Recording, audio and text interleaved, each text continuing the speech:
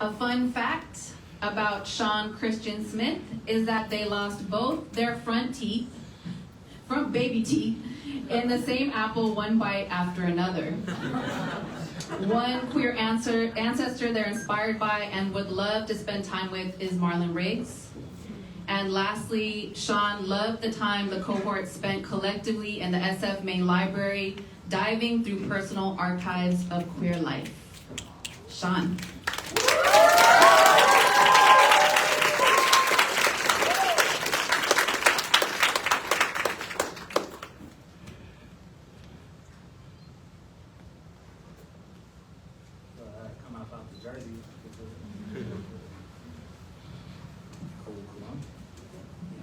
I'm here. Can everybody hear me? Yes. Okay, cool. So I'm gonna get right into it. My name is Sean Christian Smith. And the only thing that I ask of you tonight is to stay tuned. That is also the name of this compilation program that I have going on here. So yeah, thank you for being here.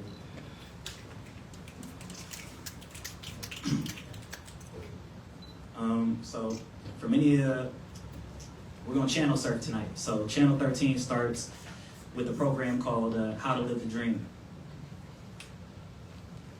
If dreams are anything we could ever tangibly obtain, land being the goal, to own something, 1 acre being 43,560 square feet, 1 mule should accompany 40 times this area. If ownership and property are a foundation enough to bear the weight of the brand new lives we wish to weave, away from inherent danger and systemic violence, from friction over color, from factions of white demons and pale-faced ghosts addicted to the burning of dark flesh and perpendicular wooden statements, from histories of sacrifice and trauma to better, some would even say equal, opportunities. And I think they're really bold to go ahead and lie like that in my face. To educational facilities where supposedly dams as well as considerations are given to a home that is truly yours. If dreams were anything that we could ever truly grasp in our hands, I'm sure we keep Ambien in our back pockets, always within our reach, and sleep side by side to take folks with us, to dreams that we've sifted through in our palms, envisioning them with our eyes closed, just to wake up in a cold sweat. On Channel 66, the program is called I Sing This For You. I sing this for you, otherwise the words won't carry the distance needed. Because my truest feelings won't convey in the passing conversation. My throat dries attempting to speak, swelling shut. But I find strength when I belt the notes, triumphant when holding my runs, complete when you sing along. Loved you. I can sing softly like your palm inside of mine, fingertips tracing my face, lacing my skin. I can sing my loudest notes when we're in need of a war song, something to carry us in the battle, blood-stained, wounded, flag tattered, still flying. I'll perform for you. And I mean, yeah, I might forget some of the lyrics from time to time, but I swear I'll send you my greatest performance every time. We didn't like what was on Channel 66, so we flew into Channel 52. That program is called Consummation, my field. Peeling the threads of your skin away one by one, stopping only to set enough ribbons aside to sew myself a cloth for later, accompanied by the sound of your labored breathing as you rise and fall. There's no greater sadness than to consume without eating my fill. Knowing with all my being that starved is not the way in which I wish to die, that impartial hunger is not the way in which I wish to die, that I must be full when my time comes.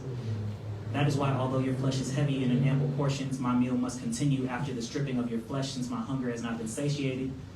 Your breath has left us both, introducing silence. So I hum melodies to the cracking of your ribcage crashing around me, the flavors akin to sugarcane, the marrow just as sweet, being the marrow, my favorite part, being just as sweet. I gnaw and I chew on the bones until the taste runs dry and hollow in my mouth, marrying your body to mine. And after eating my fill, I pray in thanks, placing your bones in the bag of ribbons that you gave to me, going about my way, my hands wrapped around my ribcage, knowing full well that I've been loved.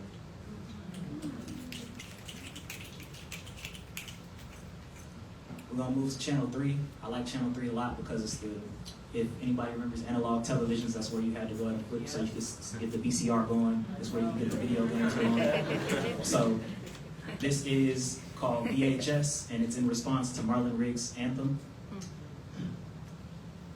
What film are we shooting with? No, not the black and white. Use the color. I love this pose.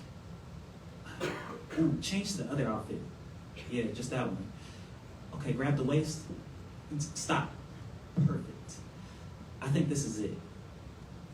Slice your tether, uncut yourself, speak to your heart's desires without fear, pervert the language, the reality even. I find that it hosts too many Puritans excitedly awaiting their next crusade, quotation marks being death when they're found surrounding discovery. Dance. I don't care if you're embarrassed. You feel the rhythm pulsing at your souls and you want to move, so dance. Be the collage.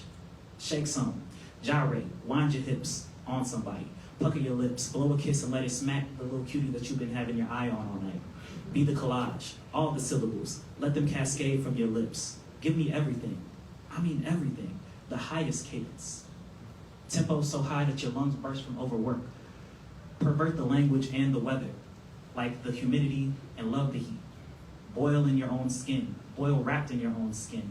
Wipe the sweat from your brow, and when that's not enough, strip off those clothes and that flesh summer coat clinging to your spirit and come join us.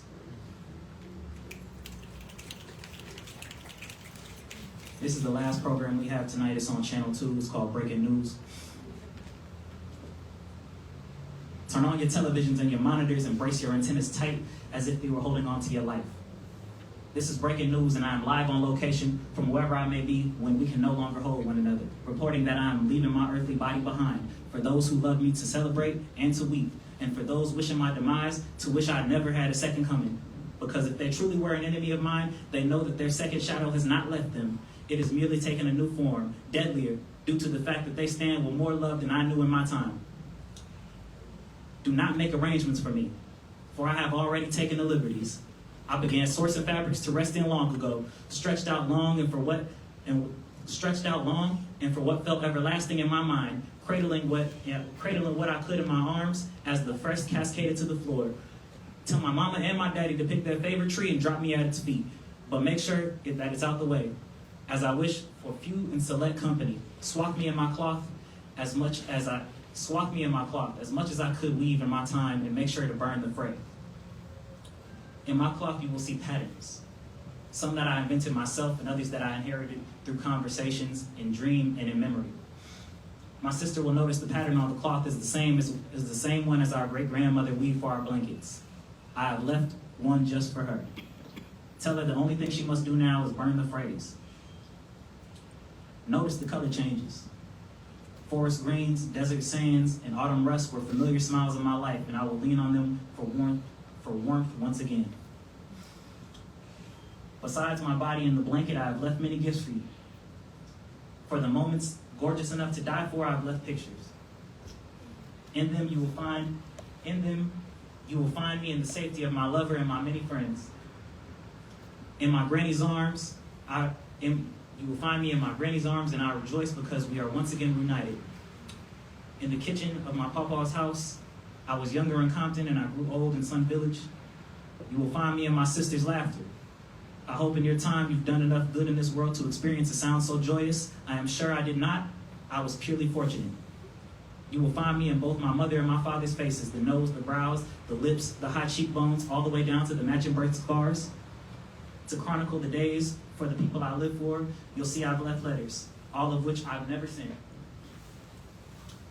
Please divide them up, read them alone, reconvene, read them together, then take the time to write much more than I did myself. Build a library of your soul to share and send the tales all the way to those you wish to carry with you. Thank you, and I end transmission.